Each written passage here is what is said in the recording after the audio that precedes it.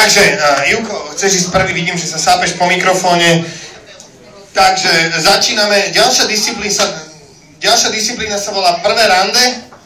A tuto Ivko Ladyžinský má 2 minúty na to, aby nám ukázal, ako to vyzeralo na jeho prvom rande so Zuzkou Plačkovou. Serus Zuzi, tak však zoznamovať sa nemusíme. Poznáme sa z médií. Tam sme všetci tí, čo sme bystrí. A som rada, že už takto tento symbolizmus si zvolila, tú lízanku, a jemne mi chceš naznačiť, kam chceš smerovať náš vzťah. Budem sa s tebou rád hrávať na lollipop. Viacej láli ako pap. A je to fajn. Sme obidvaja bývalí blondiaci, ako sa hovorí, muž by mal mať budúcnosť a žena by nemala mať minulosť. Veď už aj to nás spája. Ja nikdy nebudem mať budúcnosť a o tvojej minulosti radšej do piče nechcem nič vedieť. Ale už aj to tvoje meno proste, mňa to tak rozcitlieva, keď počujem Plačková. Tiež keď som sa prvýkrát videl, som troška plačkal. A vlastne to bol ten osud. Ako hovoríte vy blondíny, keď sa stretnete s kočíkom, niekto osud, niekto o stôl. Si zlatá, máme toho naozaj kopec spoločného. Ty máš ešte desiny prsa, čiže desina je taká tvoja také tvoje symbolické číslo, ja mám tiež desinu, ale nie cez odvod, ale na dĺžku. Ale nevadí. Kto si malý neváži, ten si veľký nezaslúži. A síce na výstavy s ním nechodím, ale do pičky je dobrý. No, tiež mám vzťah k silikónu ako ty. Ty ho máš v prsiach, ja ho rád mám v rukách. Nakoľko si není moja prvá priateľka, na silikónové doplnky mám v Banskej Bystrici už množstevnú slavu. Čiže nezúfaj. Ivo Ladyžinského, prvé rande so Zuzkou Plačkovou. A proti nemu v treťom súboji dnešného večera prichádza nováčik dnešnej show, Martin Hatala, ktorého osud poznačil.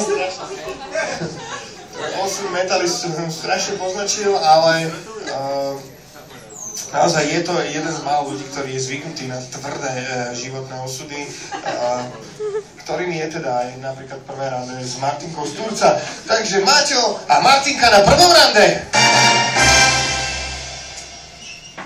Ahoj.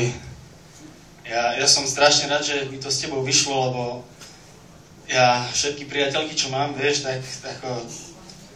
Oni nie sú dosť brutálne pre mojich kamarátov metalových. Ty jednoznačne to dávaš, takže to stále. A akože, vieš, veľa ľuďom sa nepáči, keď žena vyzerá jak smrť, ale ako, ja to uznávam, to je proste, pre mňa je to plus, hej, čím akože horšie vyzeráš, tak ako, super. Ja som si aj teraz, akože som si 3 dní neumýval vlasy, že by sa zhruba na tvoje podobali, aby sa nás tak plietli, ale tak až tak sa nás nespletú, lebo som taký jemnejší typ troška. Ale však ako, nevadí, už sa teším, jak nás budú volať zozadu, že čaute chlapci. To bude strašne cool. A tak, no a proste, a vieš, a ja a malý Maťko už sa tešíme na tvoju Maťku. A tak, no a ja ako, ja hlavne, vieš čo, ja som teraz minule mal kliešťa. Ale ja verím tomu, že keď ty sa prisaješ, tak pinzetou ťa nedám dole, to akože určite. Ale takéto mydlo, vieš, to nehamba zase. Bolo by dobre, bo to tej tiene, to, vieš, to nezakryje všetko. Ale akože však nie, ja som spokojný, ja som akože fanúšik ťažkého make-upu a akože nevytrhaného obočia, ja tiež sám si netrhám, na čo nie, akože. A inak akože, keď už sme pri tom takom ochlpení, akože ja som veľký fanúšik toho, ja mám rád, proste ja mám svetre rád. Akože a to fakt, že keď sa objímeme, to bude úplne, to bude, jak sa hovorí, iskry, vieš, tak to statické budú len tak lietať. To bude to fakt a vôbec, ako, jeho sa teším, vieš, až taký intimný budeme, to bude.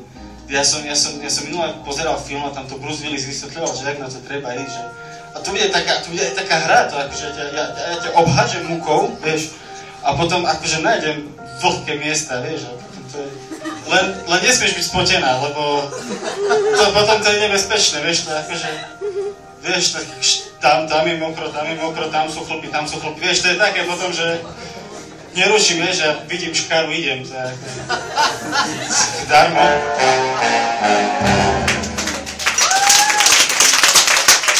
Martin Hatová je jeho prvé rade s Martinkou Sturca. Ja len k tomu hádam naozaj takú drobnú vložku. Martinka z dediny, aký rozdiel medzi dievčaťom z dediny, dievčaťom z mesta, že? Dievča z mesta má na klitorise piercing, dievča z dediny kliešťa. Nevadí.